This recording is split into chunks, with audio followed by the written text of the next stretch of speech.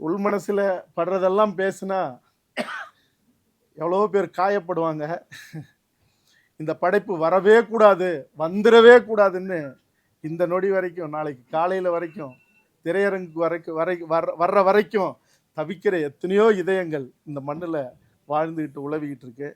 எது வந்தாலும், எத்தனை படைகள் வந்தாலும் நான் போராட்ட காலத்தில் நிற்கிறது போல தான் அத்தனை தடைகளையும் தகர்த்து இந்த மண்ணுக்கு என்ன செய்யணுமோ, அது தரையிலையா இருந்தாலும் திரையிலையா இருந்தாலும் படைப்பு செய்கிற இந்த பயணத்தில் நீங்களும், உங்களோட நானும், என்னோட நீங்களும் போராட்ட களத்திலும் சரி படைப்பு களத்திலும் சரி இந்த பயணமாகிட்டு இருக்கிற இந்த நிலையில் இன்றைக்கு உங்கள் முன்னாடி நின்றுட்டு இருக்கிறேன்.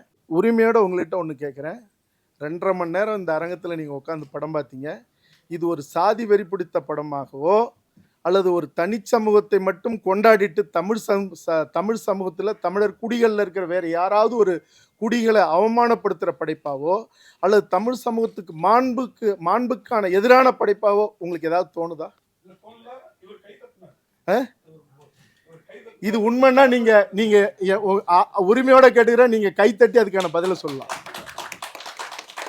அப்ப என்னுடைய பேரன்பிற்குரிய சகோதரன் வன்னியரசுக்கு இதன் மூலமாக நான் சொல்றேன், என் தந்தையினுடைய உயிர் நண்பர்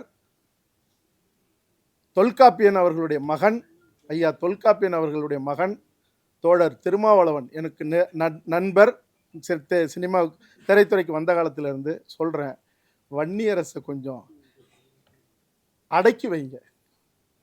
ஒரு கலையை, ஒரு படைப்பை, ஒரு குழந்தை போல இருக்கிற பிறந்து விழுந்த தொப்புள் கொடி கூட அறுக்காம பிறந்து விழுந்த ஒரு குழந்தைய கழுத்துல கால் கட்டை விரலை வைத்து நசுக்குவதை போன்றது இது போன்ற அநாகரிகமான செயல். அதனால இதெல்லாம் வன்னியரசு போன்றவர்கள் தங்களை திருத்திக்குவாங்கன்னு நான் நம்புறேன். ஏன்னா என்னுடைய மகிழ்ச்சி படம் பார்த்துட்டு விஜய் டிவிக்கு வந்து நடத்துகிற செந்தில் அவர்கள் நடத்தின அந்த செந்தில் அவர்கள் நடத்தின அந்த விமர்சன கூட்டத்தில் கலந்துக்கிட்டு ஒரு சாதி மறுப்பு திரைப்படைப்புன்னு பேசினவர். தலைவர் பிரபாகரன் அவர்களை இவங்கெல்லாம் சந்திச்சுட்டு, திரு சீமான் அவர்களும் வன்னியரசு அவர்களும் சந்திச்சுட்டு வந்த பிறகு மாறி மாறி தலைவர் உங்களுடைய வன்னிக்கடை மொத்தமாக கேட்குறாருன்னு சொல்லி இந்த 2 பேரும் வாங்கிட்டு போய் தான் கொடுத்தாங்க. இதெல்லாம் நடந்து 18 ஆண்டுகள் ஆச்சு. ஆக அன்றைக்கும் சரி, இன்றைக்கும் சரி, என்றைக்கும் பரிசுத்தமாக ஒரு ஆத்மார்த்தமாக என் மண்ணுக்காக நிற்கிற நிலையில என் மேலெல்லாம் கரபூசி ஒரு காலமும் எவரும் இங்க உச்சத்தை தொட முடியாது, அல்லது நீங்க உன்னதமானவர்கள்னு காட்டிக்க முடியாது. அதனால நான் சொல்றது என்னன்னா, இந்த உள்மனசுல இருந்து பேசினாங்கிறது வன்னியரசு அவர்கள் மட்டும் இல்லை. காலம் வரும்போது யாராக இருந்தாலும், படைப்பாக இருந்தாலும் நேர்லையும் நான் தோல் உரிப்பேன். அதனால நீங்க வந்து திரைக்கலைஞர்களை போய் ஏங்க இதுக்கு பண்ணீங்கிறது, நடுராத்திரியில் ட்விட்டர் ஃபேஸ்புக்கில் பச்சை இந்த படைப்பின் உன்னத கலைஞர்கள்லாம் போய் எழுதி அவர்கள் பதறி அடித்து என்கிட்ட அனுப்பி இப்படியெல்லாம் இருக்க எப்படிங்க தொடர்றதுன்னு கேட்குறதெல்லாம் வந்து ஒரு கொலை நடுங்குதலுக்கான, ஒரு அறத்தை அடியோடு அறுத்து எறிவதற்கான நிகழ்வுகள். அதெல்லாம் செய்யாதீங்க, இதெல்லாம் தப்பு இல்லை, பாவம்.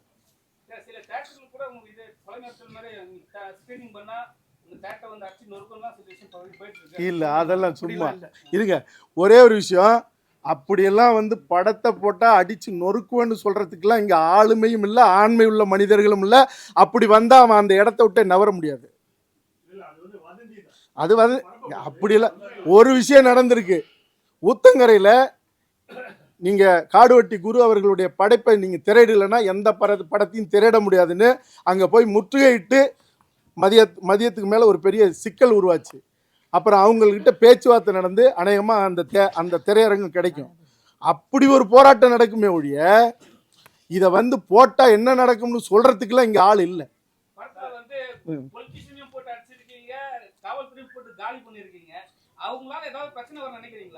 ஏங்க நான் ஆட்டோ சங்கர் சந்தனக்காடு எடுத்தவங்க.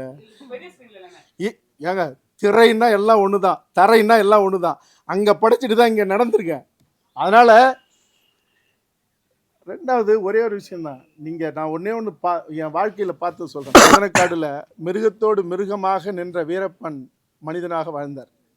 மனிதர்களோடு மனிதர்களாக வாழ்ந்தவர்கள் தண்ணி மிருகமாக நடந்து கொண்டுச்சு காவல்துறை காட்டு மிராண்டிகள். இதை வந்து நான் படைப்பு செய்யும் போது உள்ளேயே என்னை கொள்வதற்கான வேலைகள் நடந்ததெல்லாம் சொல்லப்பட்டது.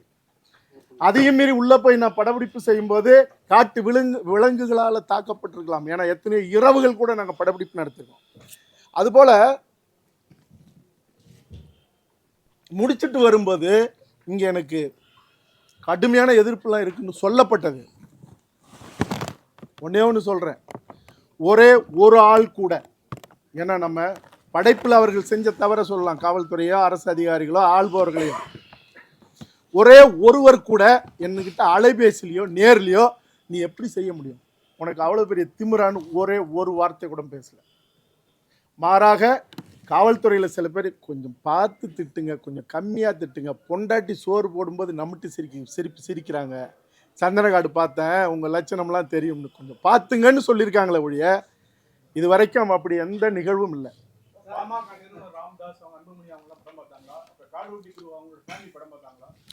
அதாவது எல்லாருக்குமே நான் அழைப்பு விடுத்தேன், திரும்பவும் அழைப்பு விடுத்துக்கிட்டு இருக்கேன்.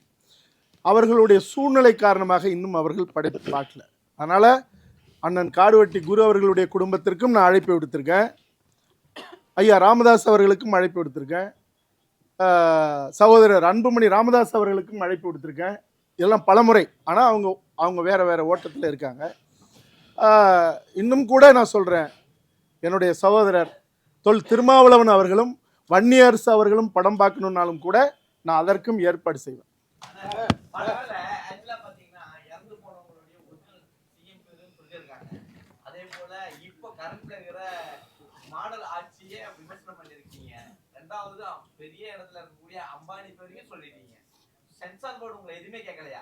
நான் அம்பானின்னு சொல்லலையே, உங்களுக்கு உங்க காதுல அம்பானின்னு விழுந்ததா தம்பானின்னு விழுந்ததா? இல்ல உங்களுக்கு புரிஞ்சது இல்ல, புரிய வேண்டியது எல்லாம் புரிஞ்சது இல்ல.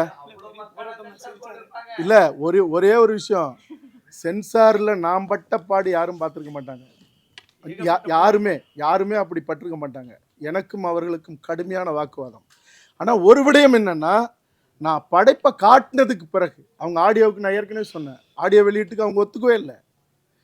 நீ படத்துல கலவரம் பண்ணியிருந்தீங்கன்னா நாட்டில் கலவரம் நடக்கு, எவன் தடுக்கிறது அப்படின்னாங்க. இதுக்கே நீ சர்டிஃபிகேட் கொடுத்துட்டு அதுக்கு படம் பார்த்து தப்பா இருந்தா படத்தையே பேன் பண்ணுங்க.